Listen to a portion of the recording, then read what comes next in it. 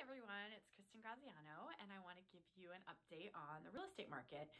Today, where we stand now is all I can give you, and as we all know, day to day, everything is changing, so I'll share some information with you that we have now.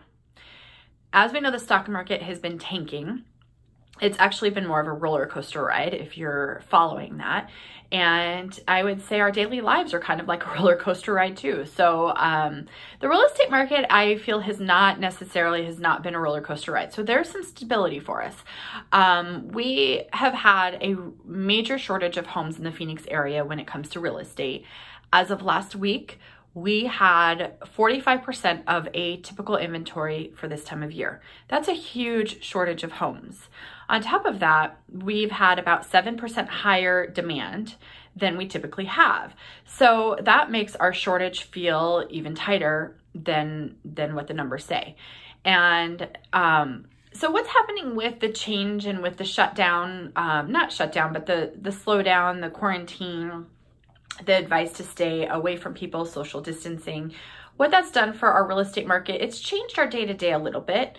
The phone's not ringing as much as it was 2 weeks ago.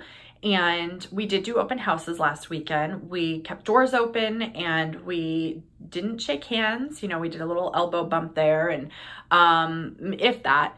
And we kept our distance from people a little bit, but still sharing information about the home. What was really good is it drove a lot of traffic, a lot of buyers who are interested in the home to come in at one time. So we were able to disinfect before, disinfect after, disinfect while people were coming in and out. So that was a really good thing, and it was great. I will share a huge positive. While I was doing that open house and while I was at my home this weekend, I observed more people out walking and riding their bikes than I have ever seen. And I live in a neighborhood that's very active, lots of people out walking, but I'm talking like entire families. You know, usually I'll see one person in the family out walking their dog or two of them, and I was seeing the entire family out walking, or more people just out and about and being active. And I think that this is allowing us to get this pause, to rejuvenate and to reconnect with ourselves, reconnect with our loved ones, and really just take a moment to not have the stress. Well, there's stress of the world on us, but not have the stress of our schedules on us. And I noticed that somebody asked me about something I was doing tomorrow, and I was like, let me check my calendar's clear, like for the next month. So I actually find that to be kind of cool that we now have time on our hands. And so often we're like, well, if I had the time, I would do this. If I had the time to do that. And while we can't like go to the movies, we can take time to do a project around the house we haven't been able to do, or play those games with our kids. You know, I want to play games with my kids. I love playing games with my kids. It's now time that I get to do that. And I don't feel guilty because there's, you know, my phone's ringing off the hook, or this person needs this or that person needs that. It's a great time to just pause and go within and do some of those things that we really want to do. Now's the time to take advantage of that. So back to the real estate market, I want to share two pieces of information with you. Lawrence Yun is the economist for the National Association of Realtors. Beyond that, he is regarded as one of the top real estate economists in our country. So a lot of people rely on his data, and his data, I have followed him for years. His data has been pretty spot on. So I really take comfort when I get information from him.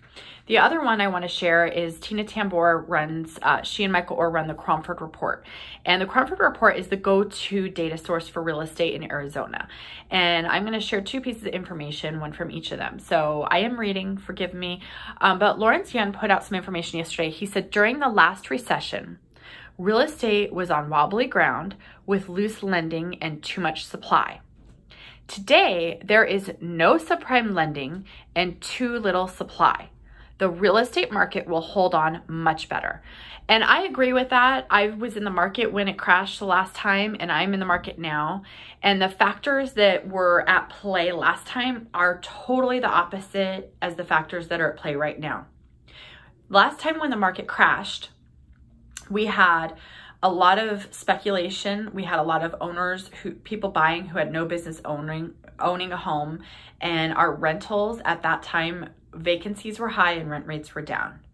The difference now is that, and back then we had high demand, but normal supply. Now we have a huge shortage of supply, and we have a slightly increased number of demand, but also rentals, there are almost no vacancies and rent rates are quite high. And rents have gone up over the last 4 years, something like an average of 7% per year. That's huge. That makes home ownership more affordable than renting. That isn't going to change through any of this that we're going through right now. The next thing I want to share with you is the Cromford report. Bear with me. Okay, so the Cromford report says, and again, forgive me, I'm reading, that over the last 16 months, despite prices having risen 9.4% for the median-sized home, the monthly payment has dropped approximately $112 a month. Let that sink in. If you buy a house today, even though you're paying over 9% higher than you would have 16 months ago, your mortgage payment is less money per month. That's another huge factor. Like if you're renting, let that sink in, because people who are renting, their landlord's expenses go up and over time rents go up. And you can't guarantee that your housing is going to cost the same in 2 years from now than it is today. If you're a homeowner, your housing expense is not going to change. It will adjust slightly for taxes, it will adjust slightly for insurance, but as far as your payment goes, it won't change for principal and interest. So it's a great time to buy. It's still a great time to buy. We've not really seen much of well, it's not as busy. We're not hearing the phone ring, but people who are out there buying are still out there buying. People who are selling are still selling. And the people who may not be in the market as actively today as they were 2 weeks ago are investors. And investors might be saying, hey, let's pause. Let's see what's going on in this marketplace before we invest in another vacation rental. And this is a great time if you're somebody who's going to own a home, move into it to live in, jump on this opportunity, because in 3 months from now, we might all regret that we didn't jump on these opportunities that were available today. So that's what I wanted to share with you. If you have questions about the real estate market, reach out, let us know. I'd love to help you out there. And on top of that, just stay safe, enjoy some peace, get some much needed rest. God knows we all need some rest, and enjoy time with your loved ones. I hope everyone's having a great day, and we'll check in with you again soon. Bye.